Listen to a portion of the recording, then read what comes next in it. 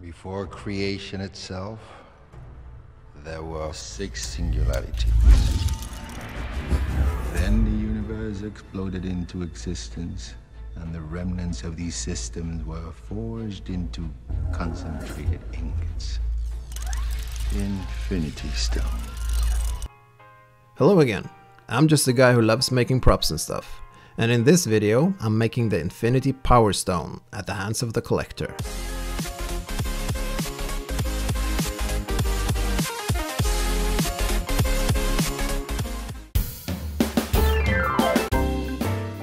I think it's safe to say I'm a die-hard Marvel fan, and I've been reading Marvel comics since He-Man, G.I. Joe, Linda the Mole and the DJ Cat Show were a thing. Yeah, stranger things, right? So naturally, as I was watching the Infinity War Part 1, I just knew I had to make my own set of the Infinity Stones. Using screenshots as reference, I made a rough sketch of how I was hoping to build this prop, planning what materials to use and where to put the electrical wiring. The first thing I needed to do was build the frame. I mainly used plain wood, some screws and a couple of metal rods for this part. And I was hoping to build it solid enough so that I could make the Infinity Stones suspended, kind of floating in the air between the orb parts. The frame was a fairly simple build. I drilled some holes for the LED wires to go through, assembled the base, and then I made some more holes for the metal rods to slide through.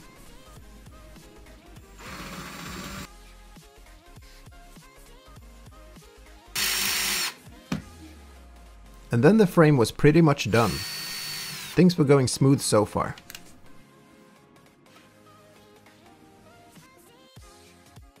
Looking at the pictures, there seemed to be a computer display of some sorts underneath the orb. I tried to solve this by adding some lights, or rather, making a sort of a light bed. That way I could cover it with some plexiglass in the frame, to sort of mimic the effect. You'll see what I mean later on. As you may have noticed, I had already started to print out some key elements on my Dremel 3D printer. I was lucky enough to find both the orb and the mechanical claw that holds it on Thingiverse. I just love this 3D printing stuff. The claws printed out great, and the design was pretty much screen accurate. The only issue was the placement of the supports, which was my fault. I believe I easily spent 2 hours each on cleaning it out. Sometimes I just hate this 3D printing stuff. I printed the orb using ABS filament, and since it was such a long print time, I used some ABS slurry to be on the safe side. Once you get the hang of it, it's easy to apply, and it easily comes off again. The orb was also pretty much screen accurate. I've put a link down in the description to both files. Of course, I wasn't going to 3D print the whole prop, but I still needed some more parts to be very sharp and mechanical in nature, so I used Tinkercad to design them. They were not screen accurate, but I believe the size and the shape was a better fit to my scaled down version.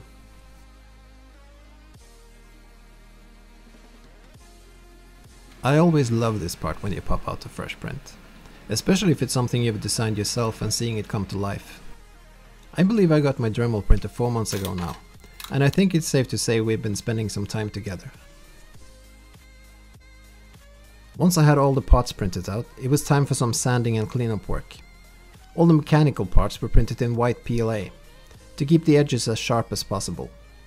While the orb is more organic in nature, it was printed in ABS filament just for the purpose of trying out cold vapor smoothing. I used a simple frame to keep the orb suspended, and then I made sure to use the appropriate mask before I applied the acetone.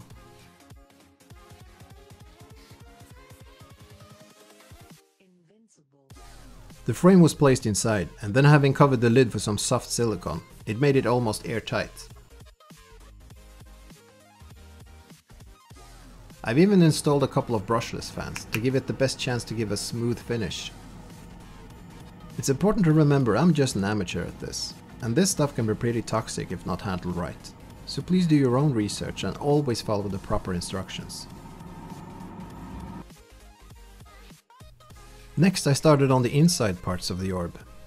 They only required some light sanding and some filler primer before painting.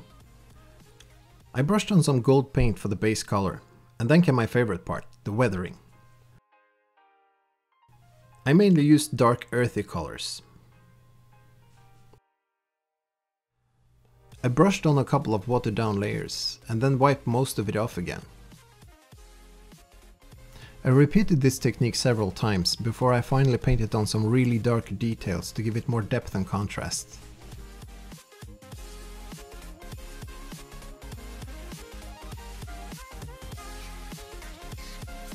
The acetone vapor treatment made the outer shells of the orb turn out pretty smooth and even. I did, however, use some spot putty in places to make them perfect. I gave the parts a black base coat before applying some silver rub and buff.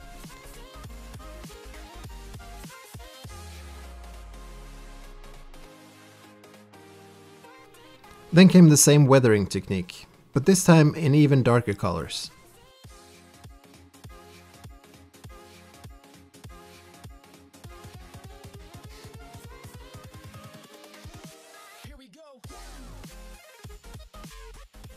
Next I went back to work on the base again, beginning with some of the other mechanical parts I had printed, and I added some more details with different materials I've been saving. The frame and the base got covered with different thicknesses of EVA foam.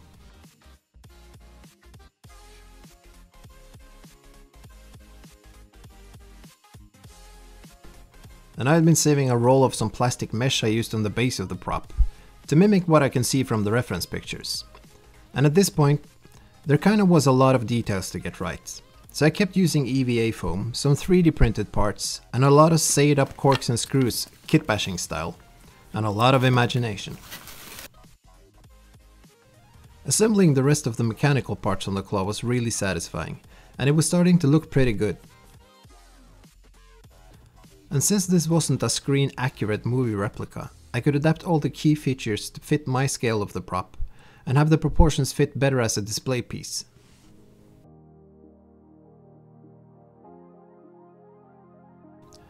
This was actually going to be the first time I was going to put lights in a prop. And as logic dictates, you should start out small, right? Needless to say, I spent more time on this than I wanted to. But somehow, with a lot of help from watching YouTube videos of Mr. and Mrs. Duran at Punished Props, I managed to install the lights, some switches and a couple of light dimmers. I even tried out soldering for the first time. So needless to say, I'm just going to skip ahead to the next part of the build. I did manage to hide all the wiring pretty good, and I even used some of the added details to run the wires through.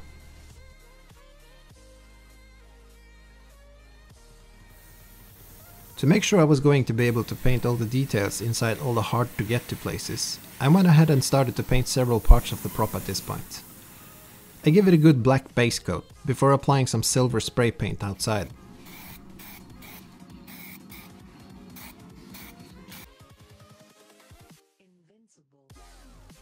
Then I made some more details, using an L-shaped strip of plastic, which I applied some EVA foam bits to in a row. Again, looking at the reference pictures and scaling some key elements to fit my model.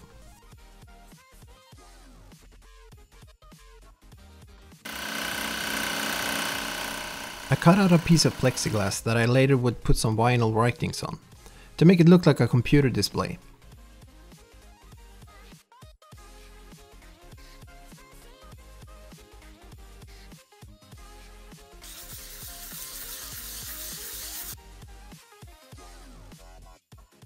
The frame I made for it was cut out of a thin plate of styrene.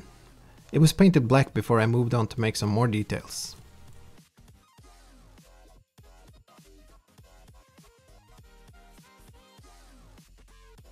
There seemed to be an endless amount of small bits and pieces to fabricate and paint.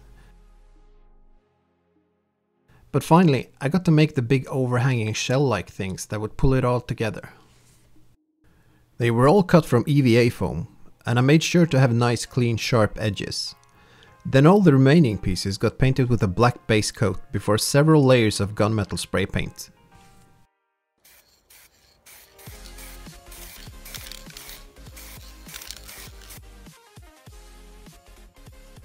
The build was really coming together and a lot of details were in place. But there was one important part missing, the Infinity Stone. I've only worked with making molds and resin casting once before, and that was a couple of months ago when I made my first attempt at the Infinity Gauntlet. I started working on the stone several days ago, and I knew it was going to be a two-part mold since I wanted to put an LED light inside. My first attempt with some oil-based clay didn't work out, so I started over again with some plain water-based air-drying clay. To be honest, I struggled a lot with this part of the build. And nevertheless, having watched a lot of YouTube videos of molding and casting, it isn't really the same when you don't have access to the same materials. I used some silicone rubber for casting the mold, which is the closest thing I've found so far to smooth on casting. I hot glued together a box around the stone using some styrene sheets. Then I poured one half of the mold. When that had cured, I removed the clay and then poured the second half of the mold. And as I removed the styrene supports of my second attempt to make this mold, I discovered that it too had stuck together. And even using mold release, apparently this silicone could not be used to make a two-part mold. So I ended up just cutting it open. I was hoping the resin casting would go easier. So to start with, I sanded down an LED light to make the light more diffuse. Then doing some more soldering, I attached two rather long electrical wires. The plan was to have the minus pole go one way and the plus pole go the other way, and then the wires would meet up again at the base, while keeping the stone suspended. I mixed up some of the epoxy resin and added some color to it. To begin with, I just poured resin in one half. Then I added some small pieces of plastic wrapping film to kind of make the inside of the stone more diffuse and spread out the light even more. As it started to cure, I put the lights inside, put on the other half and filled it all up. And as I mentioned, I struggled a lot with this part of the build. So when I opened it up again the next day, it would be the fourth attempt at this. So I was really pleased to see it finally turn out the way I wanted it.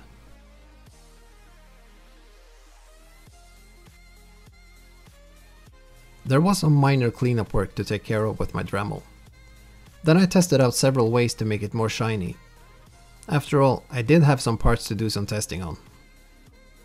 I tried out different ways of polishing and some wet sanding, but in the end I ended up giving it a couple of good layers of brilliant glossy varnish. It was exactly the finish I wanted.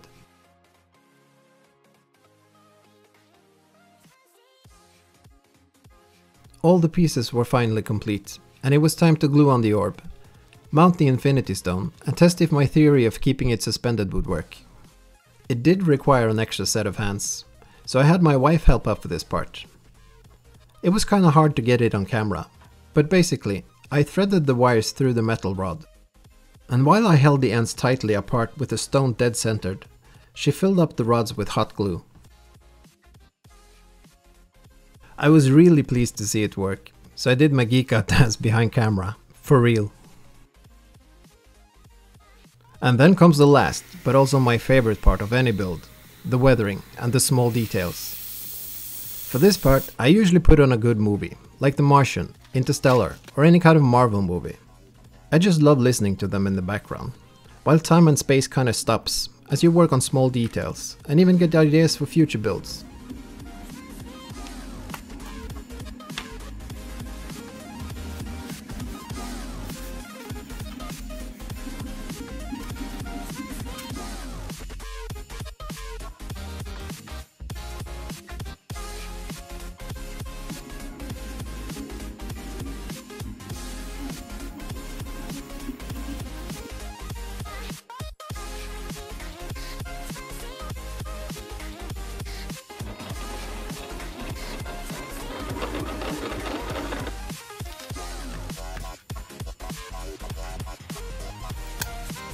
And that was the last piece of detail I put into this build.